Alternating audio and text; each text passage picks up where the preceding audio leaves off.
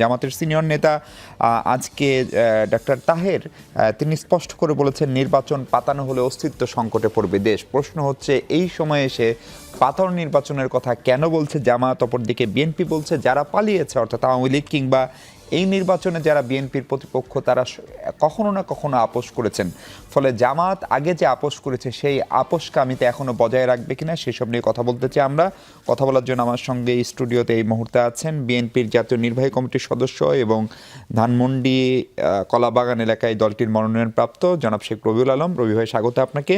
আমাদের সঙ্গে অনলাইনে যুক্ত আছেন ব্যারিস্টার নাজিবুর রহমান মোমেন, বাংলাদেশ জামাত ইসলামীর এমপি মনোনীত প্রার্থী। মোমেন ভাই, আপনাকেও স্বাগত এবং ধন্যবাদ আমাদের সঙ্গে আপনার নির্বাচন এলাকা থেকে যুক্ত হওয়ার জন্য। আশা করছি কিছুক্ষণের মধ্যে আমাদের সঙ্গে যুক্ত হবেন জাতীয় নাগরিক পার্টির যুগ্ম সদস্য সচিব জনাব এস এম সাইফ মোস্তাফিজ। শেখ রবিউল, আপনাকে দিয়ে আলোচনা শুরু করতে চাই। আজকে আপনার দলের সিনিয়র নেতা আমির খসরু মাহমুদ চৌধুরী স্পষ্ট করে দুটো জিনিস বলেছেন। একটা হচ্ছে যে বিএনপির আসলে প্রতিপক্ষ কারা। একটা প্রতিপক্ষ তো অবশ্যই আওয়ামী লীগ, কিন্তু তাদের ফিজিক্যাল উপস্থিতি দেশে নাই বা তারা নির্বাচন করতে পারছেন। আর একটা প্রতিপক্ষ উনি বলছেন যে যারা এখনকার মাঠে প্রতিপক্ষ তারাও বিভিন্ন সময় আপোষ করেছে এবং তিনি পার্থক্য করে বলছেন একমাত্র বেগম জিয়া ছাড়া রাজনীতিতে আপোষকামিতার উদাহরণ সবারই রয়েছে।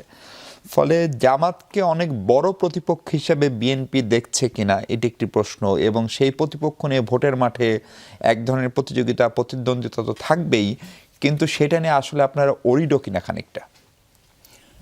ধন্যবাদ আপনাকে, প্রিয় সহ-আলোচক যিনি এই মুহূর্তে যুক্ত আছেন, শুভেচ্ছা। জামাতকে শক্ত প্রতিপক্ষ দেখতে চেয়েছিলাম, এনসিপিকেও চেয়েছিলাম, কারণ রাজনীতিতে একটা শূন্যতা তৈরি হয়েছিল। ফ্যাসিবাদী শক্তি পতনের পর একটা শূন্যতা আছে, প্রতিযোগিতাপূর্ণ রাজনীতি, প্রতিযোগিতাপূর্ণ নির্বাচনের ক্ষেত্রে তো একটা শূন্যতা আছে। আমরা মনে করেছিলাম এনসিপি একটা নতুন রাজনৈতিক দর্শন নিয়ে আসছে, নতুন রাজনৈতিক বন্দোবস্তের কথা তারা বলেছে, তারা জন আকাঙ্ক্ষা ধারণ করবে এবং একটা প্রতিদ্বন্দ্বীপূর্ণ রাজনৈতিক দল হিসেবে প্রতিষ্ঠিত হবে। সেই আশা কি পূরণ হয়েছে? নিশ্চয়ই না, মানুষেরও না, আমাদেরও না। জামাতে ইসলামও একটা শক্ত প্রতিপক্ষ হবে ভোটের রাজনীতি, এটা আমাদের প্রত্যাশা ছিল, কিন্তু দিন যত যাচ্ছে জামাতের মধ্যে হতাশা দেখছি।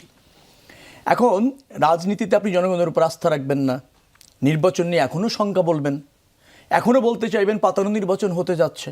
তাহলে কি প্রক্রিয়া স্বচ্ছ নির্বাচন হয়?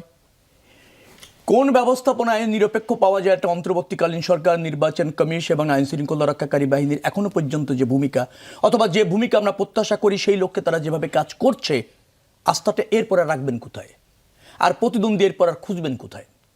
অর্থাৎ আমি আবারও বলছি, জনগণ যতই বিএনপির দিকে হেলে যাচ্ছে, ঝুঁকে পড়ছে, যারা একসময় অপপ্রচার করেছে, নিজেদেরকে একমাত্র রাজনৈতিক শক্তি হিসেবে দাবি করেছে, অথবা এও ভেবেছে যে জনগণের আস্থা তারা পাবে, সমর্থন তারা পাবে, এই লক্ষ্যে তারা কাজ করছে, কিন্তু দিন যত নির্বাচনের আসছে, জনগণ যখন বিএনপির দিকে হেলে পড়ছে তখন তাদের শঙ্কা বাড়ছে, দায় চাপানোর চেষ্টা করছে, নির্বাচন হবে কিনা সেই সন্দেহ প্রকাশ করে, আবার ধরেন পাতানো নির্বাচন হয়ে যাবে কিনা সেই শঙ্কা যারা প্রকাশ করে। না, পাতানো হইলে তো আসলে পাতানো কার সঙ্গে কে পাতাবে, মানে পাতানো বলেন একটা স্টেক হোল্ডার তো তাদেরকে বিএনপি যদি বলেন, আর এভাবে যারা ভাবেন তো তাদেরকে আপনি প্রতিদ্বন্দ্বী কিভাবে মনে করবেন? তাদের তো আর প্রতিদ্বন্দ্বী মনে করতে পারছেন না, তাদেরকে মনে করতে পারছেন আত্মসমর্পণকারী। নির্বাচনের ক্ষেত্রে আত্মসমর্পণকারী আমি তা বলছি না কোনো প্রভাবশালী শক্তির বা ধরেন ফ্যাসিবাদী শক্তির বিরুদ্ধে আত্মসমর্পণকারী বলছি না, আমি বলছি যে নির্বাচনের প্রতিদ্বন্দ্বিতার যে স্পৃহা, যে শক্তি, যে সমর্থন, সেখান থেকে তারা আত্মসমর্পণ করেছে। অর্থাৎ তারা লড়াই করতে এখনো পর্যন্ত সাহসী না, আস্থা রাখতে জনগণের প্রতি এখনো পর্যন্ত প্রস্তুত না।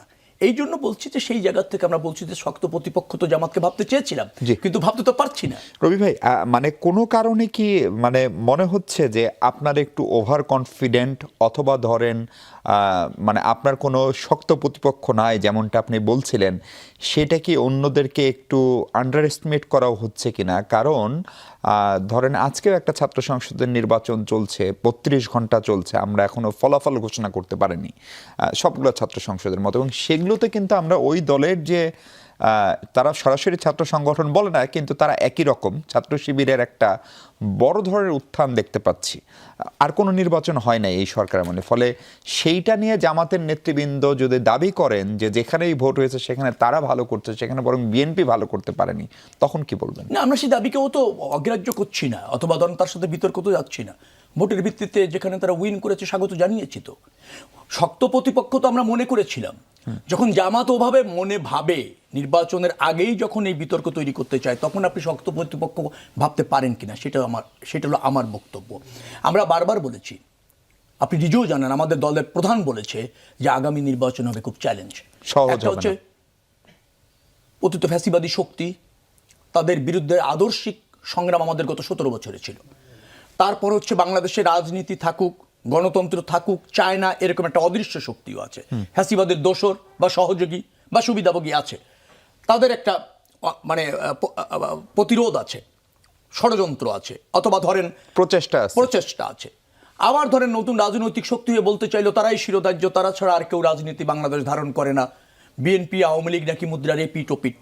তো তারাও কি চায়? তারাও চায় যে বিদ্যমান রাজনীতি বা বিএনপির যে পরীক্ষিত রাজনীতি, জনগণ কর্তৃক গৃহীত রাজনীতি, রাষ্ট্র ব্যবস্থাপনায় বারবার অভিজ্ঞ যে রাজনীতি, সেটাকেও চ্যালেঞ্জ ছুড়ে দেওয়ার জন্য আরেকটা প্রতিপক্ষ দাঁড়িয়েছে। তার অনেকগুলি প্রতিপক্ষ এখানে আছে।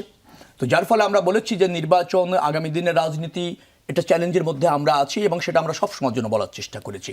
আমি বলছি, নির্বাচন যত ঘনিয়ে আসছে, জনগণ যত বিএনপির দিকে ঝুঁকে পড়ছে, অথবা বিএনপির সরকার গঠন করুক এই মানসিকতা নিয়ে যখন বিএনপির পাশে দাঁড়াতে চাইছে বা চাচ্ছে, তখন অন্যান্য যারা প্রতিযোগী আমরা মনে করেছিলাম, বা নিজেরাও যারা নিজেদেরকে শক্ত রাজনৈতিক প্রতিপক্ষ না, শক্ত রাজনৈতিক শক্তি মনে করত, তারা যখন একবার knocking at the door election, সেটাকে নিয়ে যখন আবার পক্ষপাতিত্বের কথা বলে যে নির্বাচন অনিশ্চিত, বলে যে নির্বাচন কমিশন, অন্তর্বর্তীকালীন সরকার প্রশাসন ঝুঁকে পড়েছে কোন দিকে, তো তখন তো আমার কাছে মনে হয় যে প্রতিদ্বন্দ্বিতার স্প্রিয়া হারিয়েছে, অথবা ধরেন তার মনোবল হারিয়েছে।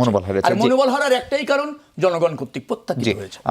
জামাতের নেতা আছেন ব্যারিস্টার নাজিবুর রহমান মোমেন। মোমেন ভাই, আপনি নিশ্চয়ই বিএনপি নেতা শেখ রবিউল আলমকে শুনছিলেন। আপনার কাছে খুব সরাসরি প্রশ্ন, উনি যেভাবে বললেন, ভোটের সময় যত এগিয়ে আসছে জামাতকে আসলে ততই বেশি নার্ভাস হয়ে পড়ছে কিনা, অথবা বিএনপি যেরকম শক্ত প্রতিদ্বন্দ্বিতা আশা করেছিল সেটা তারা বলছেন এখন হচ্ছে না, ফলে ওই জায়গায় আসলে আপনি কি বলবেন? আপনারা কি সত্যি সত্যি ভোট আসার সঙ্গে সঙ্গে নার্ভাস হয়ে যাচ্ছেন, ব্যারিস্টার মোমেন? না, নার্ভাস তো আমাদের হওয়ার কোনো কারণ নেই, তাই না? আমাদের যেটা কনসার্ন গুলো আমাদেরকে তো বলতে হবে। দেখেন, একটা দলকে যখন অন্যায্যভাবে সুযোগ সুবিধা দেওয়া হয়, এক্সট্রা সুযোগ সুবিধা দেওয়া হয়, তখন তো আমাদেরকে প্রশ্ন করতেই হবে।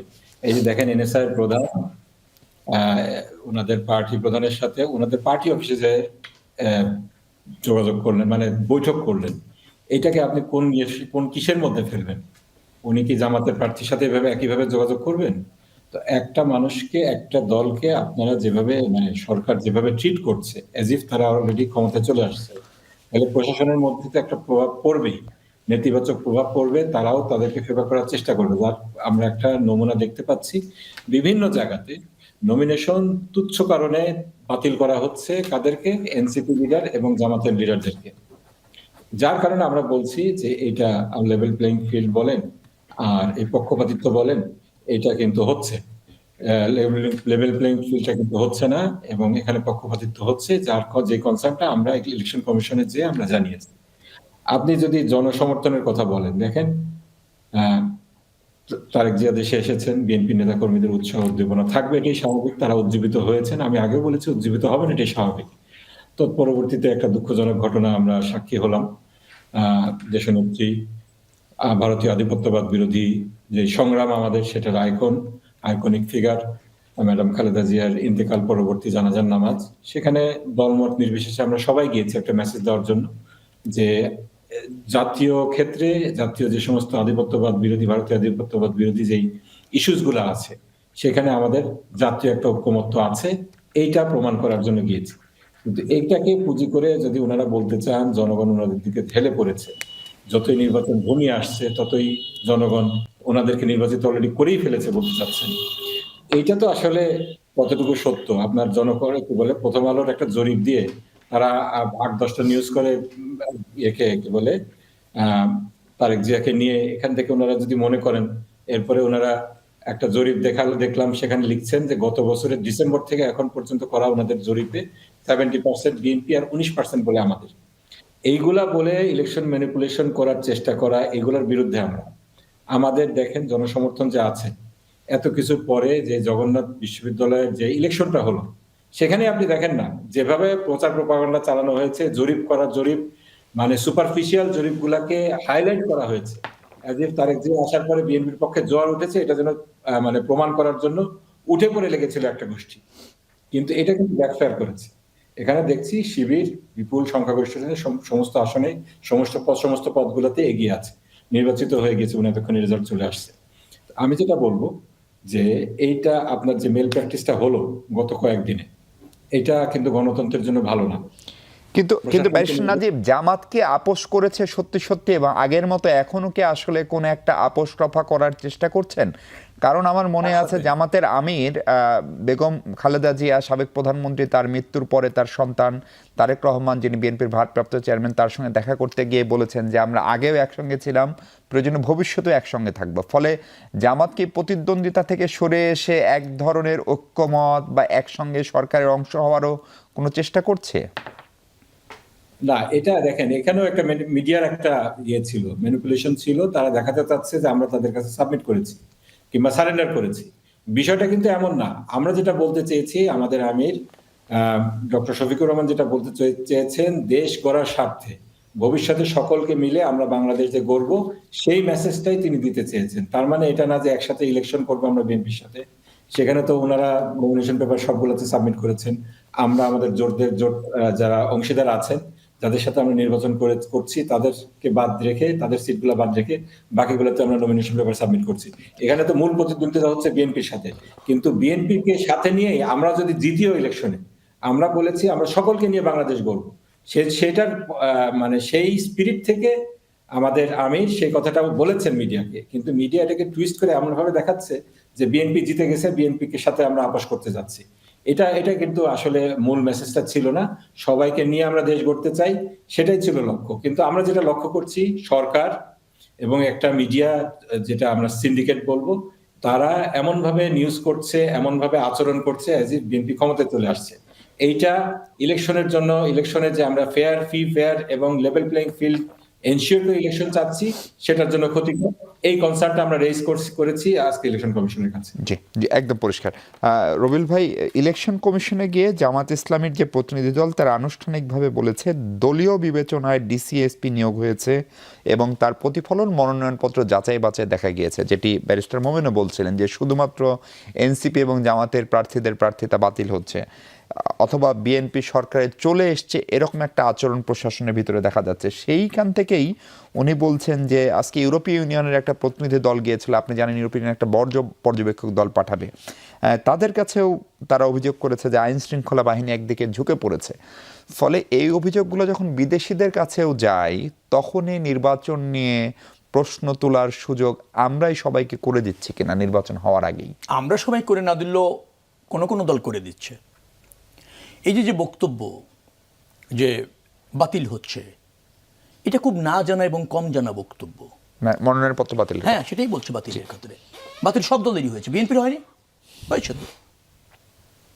বিএনপির একটা আসন শূন্যই হয়ে গিয়েছে, শেরপুর, আমাদের ফাইম, সম্ভবত দ্বৈত নাগরিকের কারণে। এই যে দায় চাপানোর চেষ্টা করা, জেনে বলছেন, আমি নিজে ওখানে ছিলাম, আমি নিজে নমিনেশনপত্র সাবমিট করেছি, বাছাই প্রক্রিয়াটা আমি দেখেছি, অত্যন্ত স্বচ্ছতার সাথে করেছে। জামাতের কয়টা বাতিল হয়েছে, বিএনপির কয়টা বাতিল হয়েছে, সবারই বাতিল হয়েছে, এনসিপিরও বাতিল হয়েছে। কারণটা কি জানার চেষ্টা করেছেন? ঋণখেলাপি প্রতিষ্ঠিত দ্বৈত নাগরিক, তারা ব্যাখ্যা করছে কারটা বাতিল হলো, কারটা গ্রহণ করলো।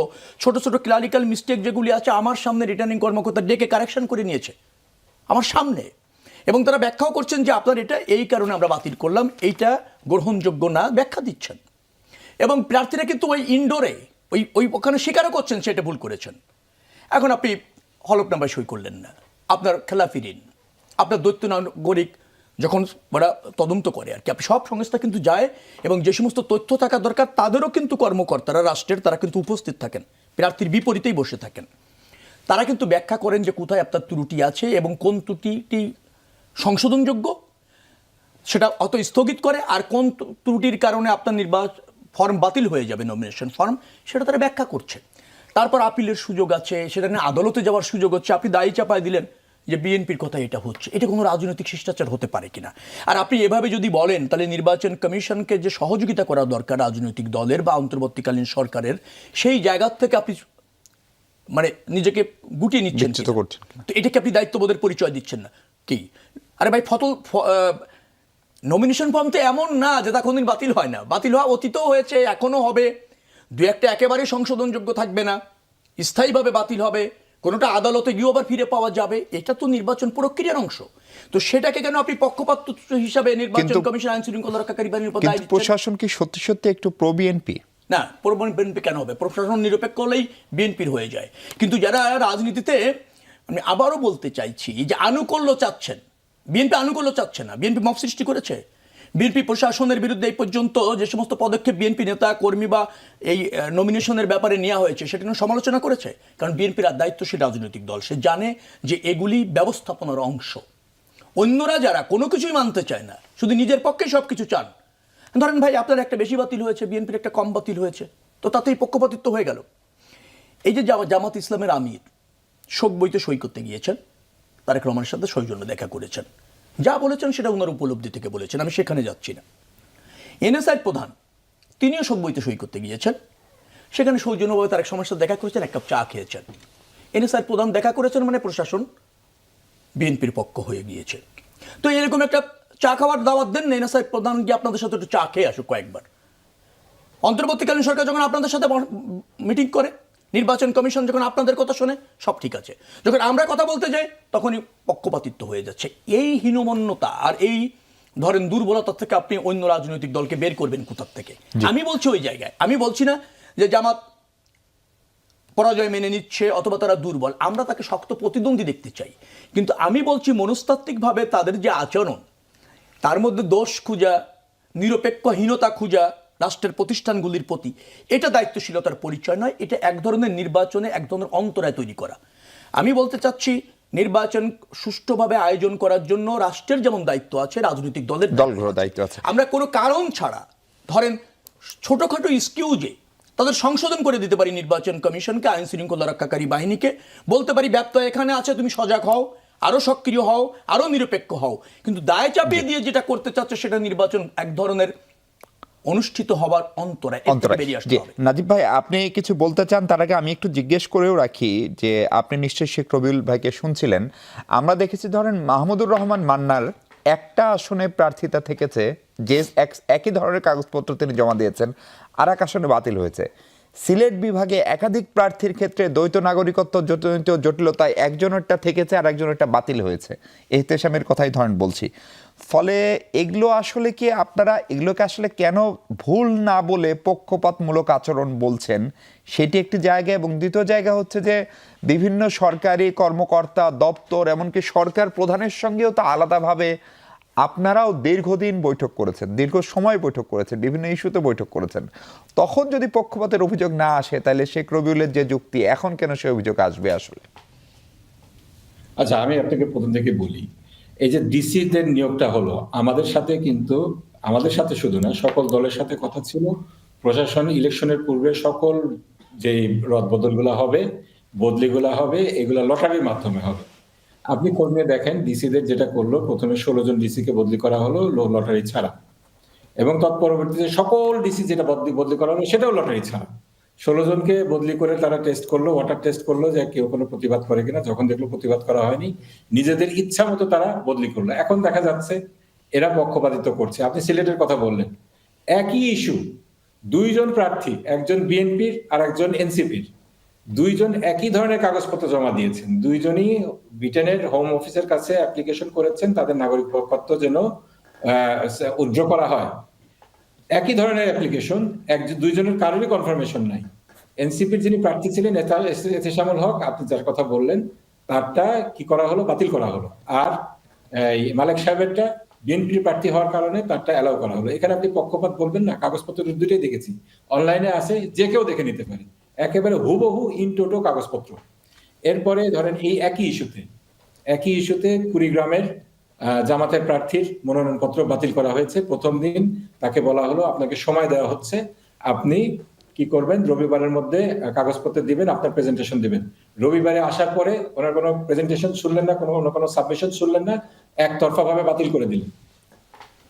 এখানে ওনার যে কাগজপত্র ছিল, রংপুরে আমরা জানি বিএনপির, রংপুর না দিনাজপুরের বিএনপির একই প্রার্থীর সেম কাগজপত্র, সেখানে কোনো প্রশ্নই তোলা হয়নি। একইভাবে আপনার ফেনীতে আব্দুল আওয়াল মিন্টুর আমেরিকান সিটিজেনশিপ আছে, সেখানেও কোনো প্রশ্ন তোলা হয়নি। এইগুলা দেখেন যেভাবে করা হচ্ছে, এগুলা তো পক্ষপাত না বলে আপনি কি না, কিন্তু মোমেন ভাই ধরেন লটারি করে ডিসি নিয়োগ হবে, এই সিদ্ধান্ত কি সরকার নীতিগতভাবে নিয়েছিল, না আপনাদের সঙ্গে বৈঠকে এটা আপনাদের প্রস্তাব ছিল, সেটা তারা আশ্বস্ত করছিল যে আমরা এটা করা যেতে পারে? এটা সরকার নীতিগতভাবে নিয়েছিল, আমাদের সাথে এগ্রি করেছিল, সকল পলিটিক্যাল পার্টির সাথে এগ্রি করেছিল। সেই কাজটা তারা এসপিদের ক্ষেত্রে করেছে, কিন্তু ডিসিদের ক্ষেত্রে কোন কারো আঙ্গুলি হেলনে কিংবা কিভাবে করেছে আমরা জানি না, কিন্তু সেক্ষেত্রে পলিটিক্যাল পার্টিগুলোর সাথে তাদের যে কমিটমেন্ট ছিল সেখানে তার লঙ্ঘন হয়েছে।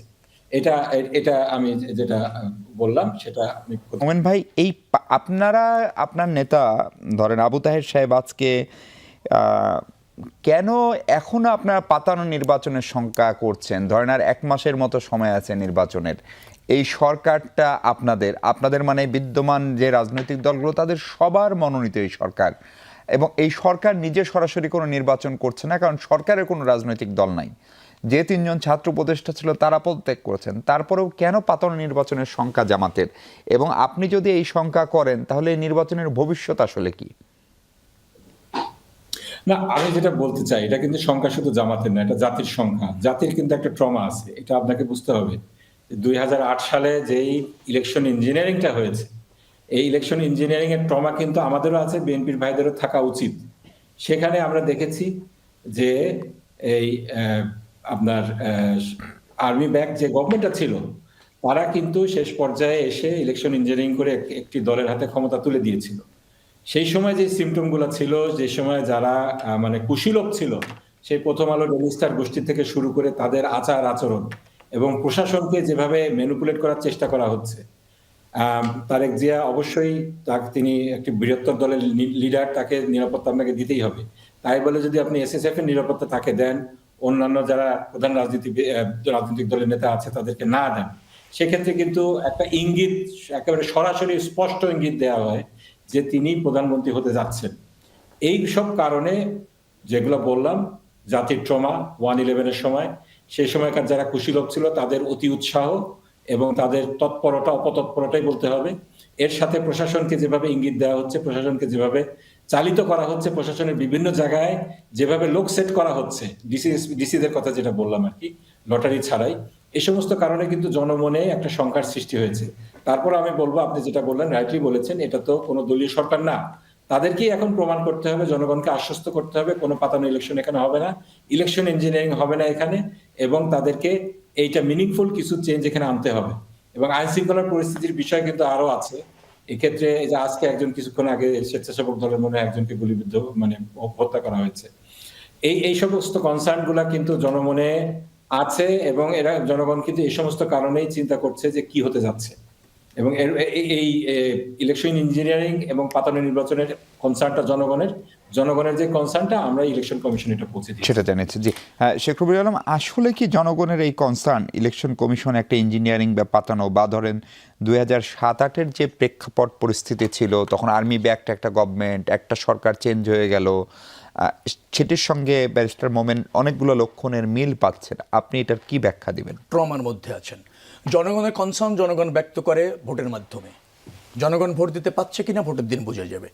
লেভেল প্লেইং ফিল্ড এখনো পর্যন্ত বিদ্যমান, কারণ সব রাজনৈতিক দল সমান সুযোগ পাচ্ছে, সব রাজনৈতিক প্রার্থী সমান সুযোগ পাচ্ছে, কর্মসূচিও সমানভাবে করছে, এখানে পক্ষপাতিত্ব দেখা যাচ্ছে না। এটা ঠিক আছে, আইন শৃঙ্খলা পরিস্থিতি নিয়ে সন্তোষ না, তো সন্তোষ না হলে তো সবাই সন্তোষ না, কারো পক্ষে তো না।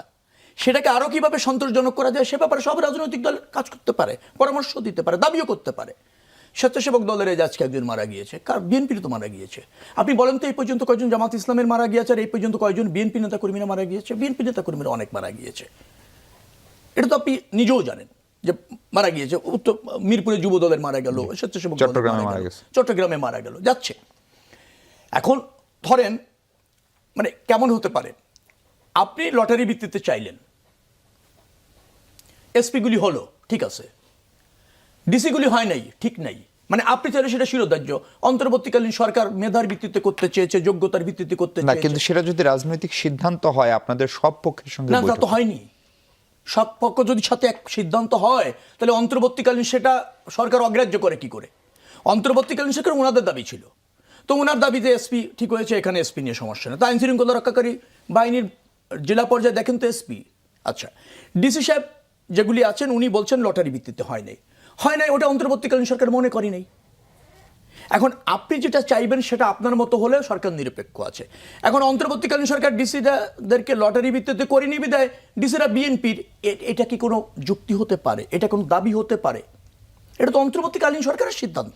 কিন্তু রবি ভাই, মানে উনি যা বলছেন তার বাইরে গিয়ে ধরেন আমি যেটা বুঝি বা আমরা যেটা দেখছি, ধরেন সব সম্পাদক, সব ব্যবসায়ী গোষ্ঠী সবাই গিয়ে যেভাবে তারেক রহমান সাহেবের সঙ্গে দেখা করছেন এবং যে টোনে কথা বলছেন, সেই টোনটাও কি আপনার কাছে খুব স্বাভাবিক মনে হয়? না, স্বাভাবিক মনে হবে না, এটা তো অর্জন।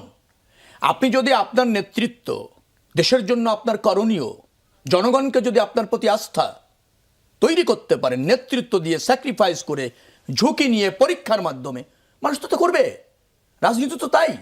কিন্তু সেটা কি নির্বাচনে প্রভাব ফেলছে? এখন আমি একজন নেতা, আপনি আমার সাথে যাচ্ছেন সৌজন্য দেখা করতে, তাহলে আমি দেখা করা বন্ধ করে দেবো? দীর্ঘদিনে তার অনুপস্থিতি আছে, তার সাথে সৌজন্য বিনিময় করতে চায়, কেউ হয়তো পরামর্শ দিতে চায়, কেউ হয়তো তাদের রাষ্ট্রের জন্য কি করণীয় আছে, কোনো পরামর্শ আছে, এটা দিতে চায়। এটা তো দোষের কিছু না। সেটা নির্বাচনে প্রভাব পড়ছে কিনা, জনগণের উপর ধরেন পক্ষপাতিত্ব ভাবে চাপ হচ্ছে কিনা, অথবা সমর্থন চাওয়া হচ্ছে কিনা। আপনি রাজনীতি করেন একটি বড় দলের, বারবার রাষ্ট্র ব্যবস্থাপনায় ছিলেন, বিভিন্ন গোষ্ঠীর সাথে আপনার একটা মানে সৌহার্দ্যপূর্ণ সম্পর্ক থাকবে, সাক্ষাৎ থাকবে, সেটাতে আরেকজনের গোত্র দেওয়া হবে কেন? একই অবস্থা তো জামাত ইসলামের আমিরের কাছে হয়নি। ব্যবসায়ীরা জামাত ইসলামের আমিরের বাসায় যায়নি, ইউরোপিয়ান জামাত ইসলামের আমিরের বাসায় যায়নি, অন্যান্য স্টেক হোল্ডাররা জামাত ইসলামের আমিরের বাসায় যায়নি।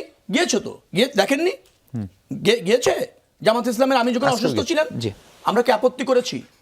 আমরা কি বলেছি যে রাজনৈতিক মানে প্রশাসন এবং সবকিছু জামাতের দিকে ঝুঁকে গেছে? বলছি আমরা, কারণ আমরা জনগণের উপর আস্থা রাখি। আমরা তো তা বলিনি। আপনারা কেন বলছেন? একটাই কারণ সব জায়গায় বিএনপি দেখছেন। আমি আবারও বলতে চাই, আমরা এখনো মনে করি জামাত ইসলাম, এনসিপি সহ যারা আছে তারা একটা প্রতিযোগিতাপূর্ণ রাজনীতি এবং প্রতিযোগিতাপূর্ণ নির্বাচনের মধ্যে থাকবে। মনে রাখা দরকার যে যিনি যেটা বলছেন, তো এটা তো এক ধরনের সংখ্যা, এই সংখ্যার মধ্যে থেকে রাজনীতি হবে না। আস্থার জায়গা থেকে রাজনীতি হতে হবে, জনগণের উপর আস্থা। আপনাকে একটু থামাই, আমাদের সঙ্গে এস এম সাইফ মুস্তাফিজ মাত্র যুক্ত হয়েছেন, জাতীয় নাগরিক পার্টির যুগ্ম সদস্য সচিব। সাইফ, আপনাকে স্বাগত এবং দুঃখিত অনেকক্ষণ পরে আমরা আপনাকে পেলাম।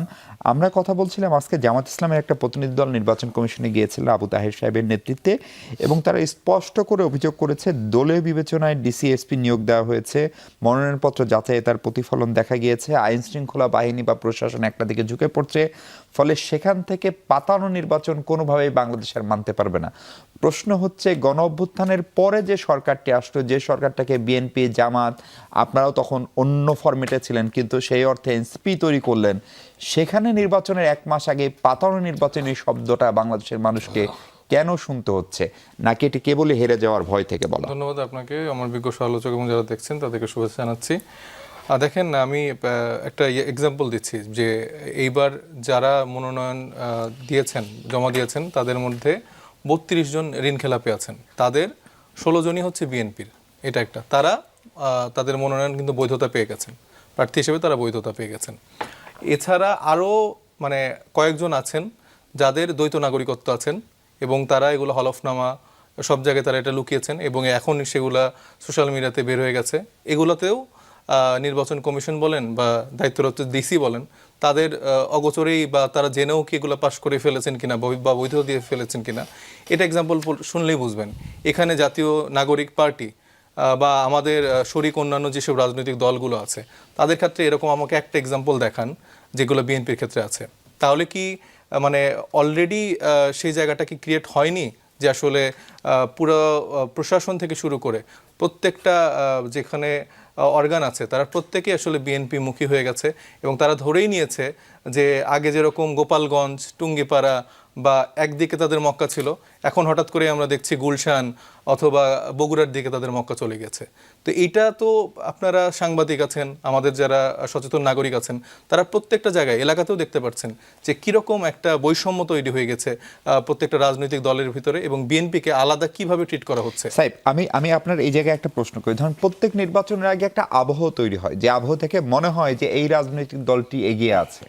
সেটা এখন ধরুন অনেক জরিপ হয়, কিন্তু 2008-এ আমার যতদূর মনে পড়ে জরিপ দেখেন, ফলে একদিকে জরিপ, আরেকদিকে গণমাধ্যম উপস্থিতি, আরেকদিকে জনমানুষের উপস্থিতি, চায়ের কাপের আলোচনা, সেই সব জায়গায় যদি একটা আবহ কোনো একটা দলের পক্ষে যায়, সেটা কেন অপরাধ হবে? এটা একটি প্রশ্ন। দ্বিতীয় প্রশ্ন হচ্ছে যে ধরেন নির্বাচন কমিশনে যে হলফনামা জমা দিচ্ছে, এটা পুরো বিষয়টাই তো আসলে প্রদর্শিত আয়, ফলে আপনার দলেরও অনেকে এরকম যে হলফনামা জমা দিয়েছেন এবং তাদের যে অস্বাভাবিক আয়, সেটি নিয়েও নিশ্চয়ই প্রশ্ন তোলার সুযোগ আছে, যেমনটা বিএনপির অনেক নেতার ক্ষেত্রে আছে। কারণ বিএনপি ডেফিনেটলি আমাদের ক্ষেত্রে অবশ্যই প্রশ্ন তোলার সুযোগ আছে।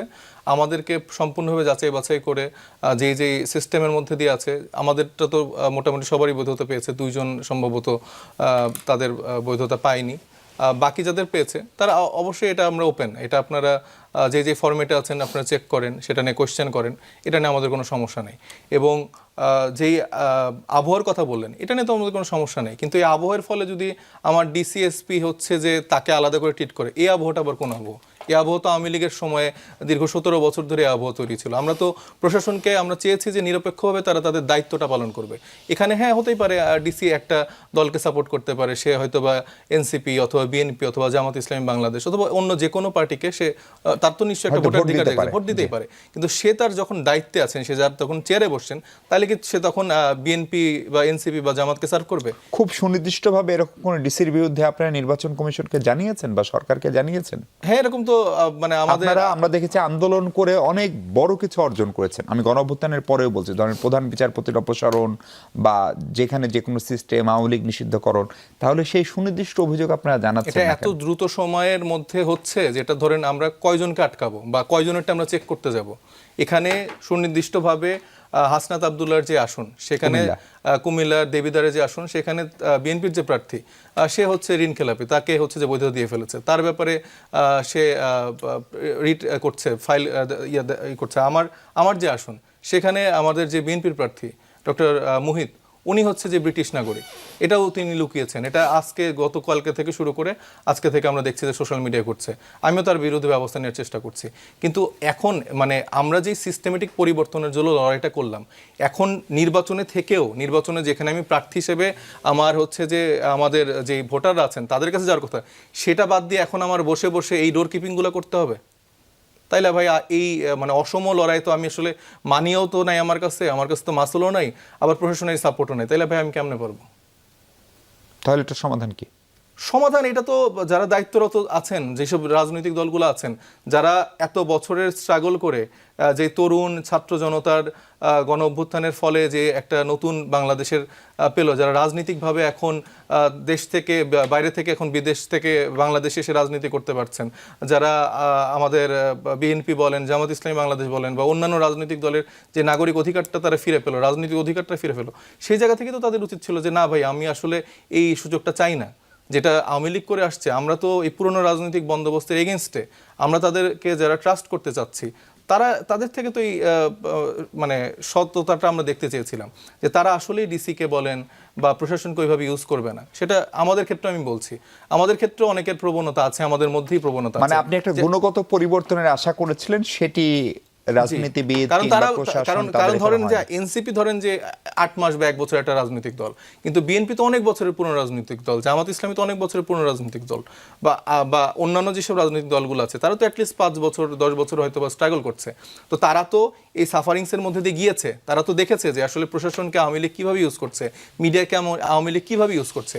তো সে যখন এই জার্নি দিয়ে গেছে, তার থেকে তো আমি এমনিতে এক্সপেক্ট করছিলাম যে বিএনপি, মানে এটা যদি কেউ এসে বলেও যে ভাই আমি ডিসি, আমি আপনাকে হেল্প করবো, বিএনপি বলবো যে না, এটা আমি করবো না, কারণ আমি এরকম ইউজ যদি আমি আপনাকে করি, আপনাকেও আমার কোনো না কোনো সুবিধা দিতে হবে, এবং আমি যে একটা স্বৈরতন্ত্র কায়েম করে ফেলবো আপনার মাধ্যমে, দিন শেষে 17 বছর পর আবার এরকম গণমানুষের জানমাল দিতে হবে, এবং আবার তার ওইভাবে একটা পতন।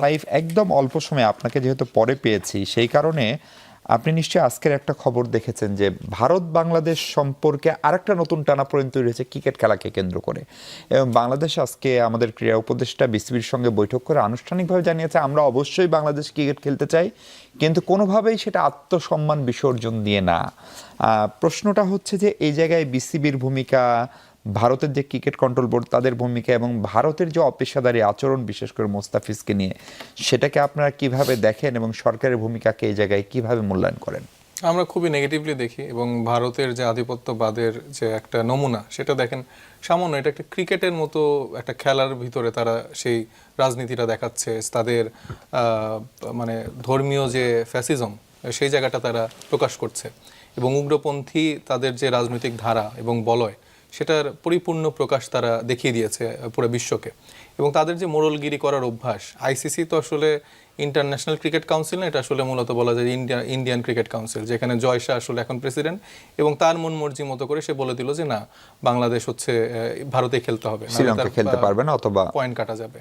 তো এই অডাসিটি বা এই জায়গাটা তো আসলে আমরা দীর্ঘদিন ধরে তাদেরকে সুযোগটা করে দিয়েছি, যেটা বিগত সময়ে শেখ হাসিনার যে রিজিম ছিল তারা তাদেরকে ওই রকম দাসত্ব করেছে, তাদেরকে প্রভু হিসেবে মেনে নিয়েছে, এবং ভারত চাই যে আমরা ওই রকম করে দাসত্ব করে যাই। কিন্তু সেই জায়গা থেকে মানে বাংলাদেশের বিসিবি বা বাংলাদেশ বর্তমান ইন্টারিম গভর্নমেন্ট যেরকম ভূমিকা রেখেছে আমি সেটাকে প্রশংসা করি, এবং এইভাবেই কথা বলতে হবে। আমার যে রাইটটা আছে সেই রাইট নিয়ে আমি কথা বলবো। আমার কূটনৈতিক সম্পর্ক অবশ্যই প্রত্যেকটা দেশের সাথে আমার রাখতে হবে, কিন্তু আমার স্বার্থবিকে আমি কারোর সাথে কূটনৈতিক সম্পর্ক করব না।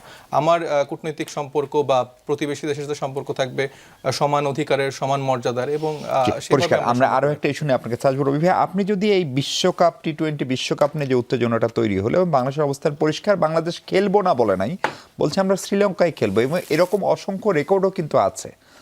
ভারতে খেলেছে, ভারত পাকিস্তানে খেলতে যায়নি, পাকিস্তান কিন্তু শ্রীলঙ্কায় খেলছে, পাকিস্তান ও শ্রীলঙ্কায় খেলেছে।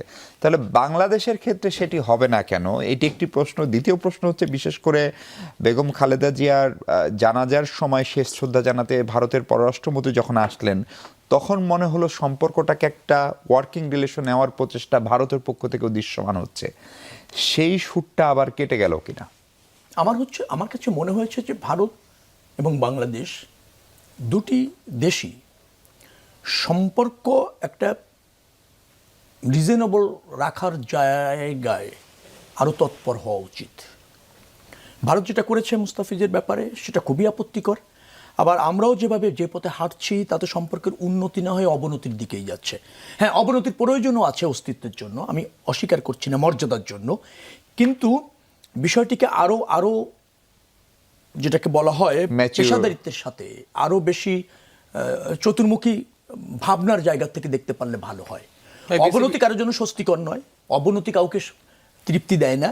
আমরা চাই যে এই মানে সম্পর্কটা একেবারে তলানিতে না গিয়ে যাতে উভয় রাষ্ট্র তার সম্মানের জায়গাটা, তার মর্যাদার জায়গাটা, আমি একটু কথা বলেছে যে তাদের সেফটির জন্য সে আরেকটা দেশে খেলতে যায়, যেখানে এই বিশ্বকাপে পাকিস্তান শ্রীলঙ্কাতে খেলছে। আমি তা বলছি না যে বিসিসিবি রাইট বলেছে, আবার আইসিসিও বলেছে যে আমরা নিরাপত্তার ব্যাপারে কোনো রকমের ঘাটতি দেখছি না।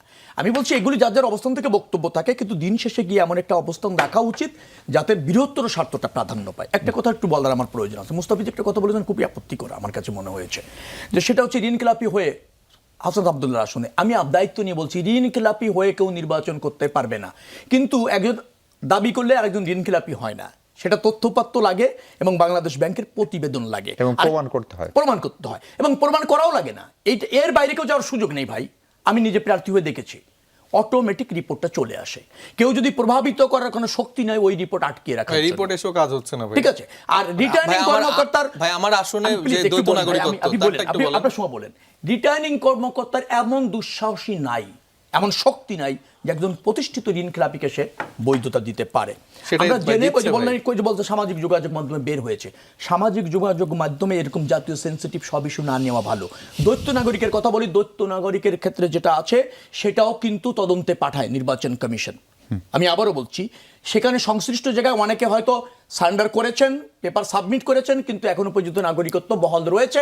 অনেক হয়তো অ্যাকসেপ্ট হয়ে গিয়েছে, ওই তদন্তের ভিত্তিতে করেছে। যাই আপনি করেন না কেন, আপিল করার সুযোগ আছে। একটা কথা বলি শুধু, নির্বাচন কমিশনের সচিব বলেছেন আপিল শুধু যার নমিনেশন বাতিল হয়েছে সে করতে পারবেন না, কারণ নমিনেশন ধরেন বাতিল হওয়ার যোগ্য কিন্তু বৈধ হয়েছে, তার বিপক্ষেও করতে পারবেন। তো সেই চ্যালেঞ্জ তো আছে, সেই সুযোগ তো আছে, মানে আইনি পথে হাঁটার কথা হাঁটার বলছিলাম। কথা আছে। জি, কেন আমরা একে অপরকে ব্যর্থ করতে চাচ্ছি, দায় দিতে চাচ্ছি? আর সে দায় যদি থেকে থাকে, বিএনপির কেন হবে? জি, ব্যারিস্টার মোমেন, আপনি নিশ্চয়ই শুনছিলেন আমি আপনাকে ভারতের সঙ্গে ক্রিকেট নিয়ে যে টানাপোড়েনটা শুরু হলো এবং সেটা এখন যে জায়গায় গেল, সেটার বাংলাদেশ ভারত ইস্যু নাই, সেটার সঙ্গে ইন্টারন্যাশনাল ক্রিকেট কাউন্সিল জড়িত। তার প্রেসিডেন্ট ভারতীয় না যে দেশেরই হোক, কিন্তু সেটা তো সবার কাউন্সিল হওয়ার কথা। সেই জায়গায় বাংলাদেশের অবস্থান খুবই পরিষ্কার যে আমরা ক্রিকেট খেলতে চাই, কিন্তু কোনোভাবেই আমার ক্রিকেটের সঙ্গে সংশ্লিষ্ট অন্য যারা, সেটা দর্শক হোক, সাংবাদিক হোক, তাদের নিরাপত্তা বিকিয়ে দিয়ে না। এবং ভারতে যে আমরা নিরাপদ না, সেটা তো ভারতের ক্রিকেট বোর্ড বললো বলেই মুস্তাফিজকে তারা বাদ দিল। ফলে এই জায়গাটা আসলে সমাধান কি? নাকি আমরা ভারত পাক এবং বাংলাদেশের এখন যে টানাপোড়েনটা এটা চলতেই থাকবে?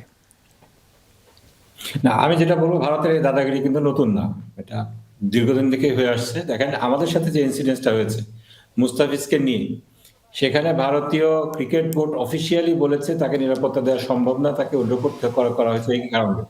সেক্ষেত্রে আমাদের অবশ্যই যৌক্তিক গ্রাউন্ড রয়েছে সেখানে খেলতে না যেতে চাওয়া।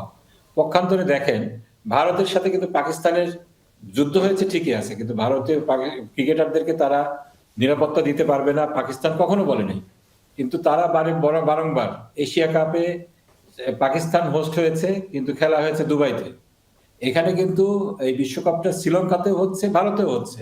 এখানে আপনার হোস্ট শুধু ইন্ডিয়া সেটা না, এশিয়া কাপের হোস্ট কিন্তু ছিল শুধুমাত্র পাকিস্তান। সেক্ষেত্রেও ইন্ডিয়া পাকিস্তানে খেলেনি। সে এখন বাংলাদেশকে যখন ভারতীয় ক্রিকেট বোর্ড একজন ক্রিকেটারকে আপনি নিরাপত্তা দিতে পারছেন না, একই সাথে যে ইনসিডেন্টস গুলো বাংলাদেশ হাই কমিশনের সামনে হয়েছে, কনসুলেটের সামনে হয়েছে, একেবারে কূটনৈতিক পাড়ায় হয়েছে, এগুলোকে তো ইগনোর করা যাচ্ছে না। বাংলাদেশিদেরকে যে সমস্ত মিডিয়াতে সেভাবে আসছে না, সে বাংলাদেশি ট্যাগ দিয়ে সেখানে হত্যা করা হচ্ছে, সেখানে নির্যাতন করা হচ্ছে, সেখানে বাংলাদেশি দর্শকরাও খেলা দেখতে যে সেফ ফিল করবেন না। সেক্ষেত্রে আমি মনে করি বিষয়টা যদি আইসিসি, যেটা বললেন, এই অমিত শাহর ছেলে এখন হলো আইসিসির চিফ, সুতরাং এই আইসিসি কে আপনার বিসিসিআই এর একটা অঙ্গ সংগঠন বলাই যায়। এবং তারা অতীতে ভারতকে যেভাবে ফ্যাসিলিটি দিয়েছে, আমাদেরকে পরিষ্কার বলে দিচ্ছে যে না, ভারতে না গেলে আপনার পয়েন্ট কাটা যাবে। এটা তো হতে পারে না। এটা আমার মনে হয় ইন্টারন্যাশনাল আরবিট্রেশনে যাওয়া উচিত, যে সমস্ত স্পোর্টস বিষয় নিয়ে যে সমস্ত আরবিট্রেশন হয় সেখানে যাওয়া উচিত, এবং এটা আরো বড় ধরনের নয়েজ করা উচিত। বাংলাদেশকে আত্মসম্মানের সাথে কোনোভাবেই এখানে কম্প্রোমাইজ করা ঠিক হবে না।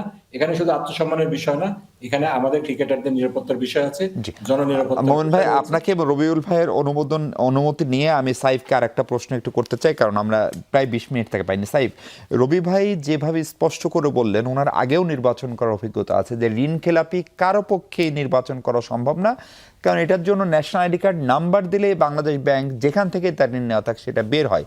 ফলে কোনো ডিসি বা এসপি কেন এই ঝুঁকিটা নেবে, সেটা প্রথম প্রশ্ন ওনার, এবং সেই প্রশ্নটা আমিও আপনাকে করতে চাই। দ্বিতীয়ত হচ্ছে যে দ্বৈত নাগরিকত্বের ক্ষেত্রে যদি আপনার আপত্তি থাকে, সেই আপত্তি যদি নির্বাচন কমিশন বা রিটার্নিং অফিসার সঠিক নাও নেয়, অন্য একজন প্রার্থী গিয়েও আরেকজনের বিরুদ্ধে আপিল করতে পারবে।